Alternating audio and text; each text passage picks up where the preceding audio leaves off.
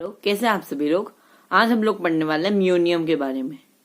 अब आप में से ज्यादातर लोगों ने पहली बार म्यूनियम का नाम सुना होगा। ज्यादातर क्या, ऑलमोस्ट सभी ने, क्योंकि ये अभी जस्ट 2022 में डिस्कवर किया गया था, दिसंबर 2022 में। अब म्यूनियम होता क्या है? म्यूनियम एक एलिमेंट है, पर ये सबसे छोटा एलिमेंट है, मतलब इसे लाइटेस्ट एलिमेंट बोल सकते हैं। अब ज्यादातर लोग इसमें बताएंगे कि लाइटेस्ट एलिमेंट तो हाइड्रोजन होता है और उससे कोई लाइट कैसे हो सकता है। पर जैसे कि हम लोग जानते हैं, हाइड्रोजन में एक प्रोटॉन होता है जिसके बाहर एक इलेक्ट्रॉन रिवॉल्व करता है। इसमें उससे भी, अब हमें उससे जानने के से पहले एक पार्टिकल के बारे में जानना पड़ेगा। अब बचपन से हमें बस यही पढ़ाया जा रहा है कि 3 पार्टिकल्स होते हैं, इलेक्ट्रॉन, न्यूट्रॉन, प्रोटॉन, है ना। इलेक्ट्रॉन, न्यूट्रॉन, प्रोटॉन, और कुछ नहीं होता। इन्हीं चीजों से सब कुछ बनता है। पर एक और पार्टिकल डिस्कवर किया गया जिसका नाम है म्यूऑन। अब जैसे हमें पता है, न्यूट्रॉन में नेगेटिव कोई चार्ज नहीं होता, प्रोटॉन में पॉजिटिव चार्ज होता है और इलेक्ट्रॉन में नेगेटिव चार्ज होता है।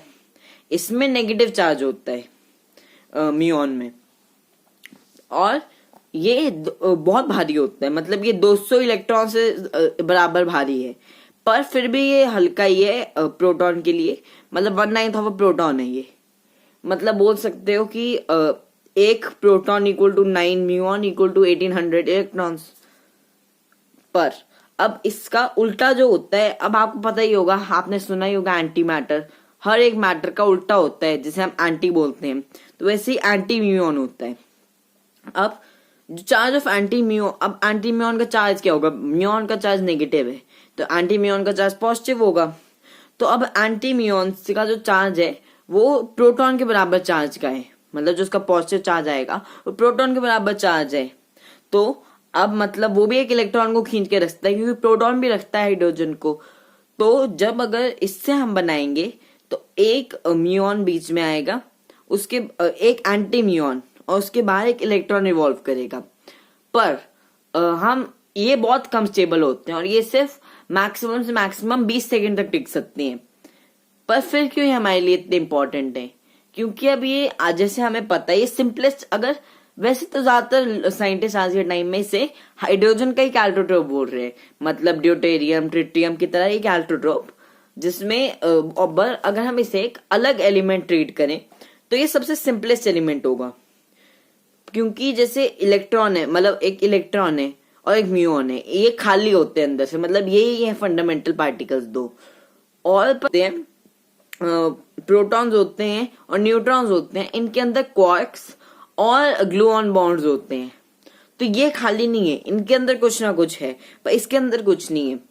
तो हम बोल सकते हैं कि जो एंटी म्यूऑन है, एंटी म्यूनियम, वो लाइटेस्ट सिंपलेस्ट एलिमेंट हुआ, क्योंकि उसके अंदर तो और कुछ है ही नहीं, उसे हम डिवाइड नहीं कर सकते एंटी म्यूऑन को। और साइंटिस्ट ने इसे इतना रिगार्ड दिया आज के टाइम में कि इसे अपना एक मतलब म्यूऑन को अपना एक वो मिल गया एमयू का, और एंटी म्यूऑन को एएमयू का। तो अगर कहीं पे भी आप म्यूनियम सुनोगे तो उसे एएमयू रिप्रेजेंट किया जाएगा। तो आपको पता ही होगा, ये सिर्फ उन्हें ही देते हैं इन्हें। अब हम बाद में देखेंगे, क्योंकि अब इससे हमें बड़े सारे, जैसे बिग बैंग की थियरी में स्टार्टिंग में किस पार्टिकल से सब आए, तो ये दो तो पार्टिकल्स थे, और पार्टिकल्स का हमें इससे रिसर्च में पता चल जाएगा, है ना, जिससे हम बिग बैंग थियरी को प्रूव कर सकते हैं, और भी बहुत सारी थियरीज कैलकुलेट कर सकते हैं। अब जो म्यूनियम होता है ये बहुत ज्यादा, आपको बहुत ज्यादा कम डेंस है, तो हम इसे अपनी मतलब डेंस तो बहुत कम है, पर हम इसे बहुत कम, इसकी लाइफ स्पैन है और बहुत ज्यादा लाइट है, इसे हम रख नहीं सकते अपने पास स्टोर करके।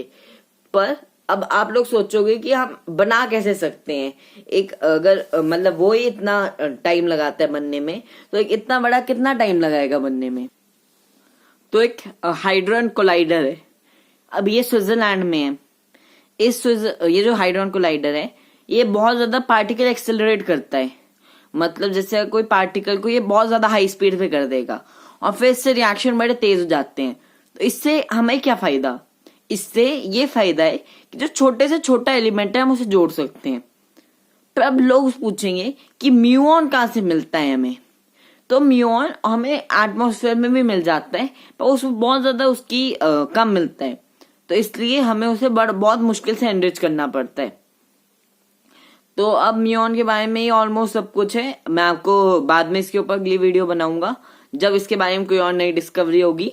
अभी के लिए थैंक यू और सब्सक्राइब टू एजुकेशनल यंगस्टर्स।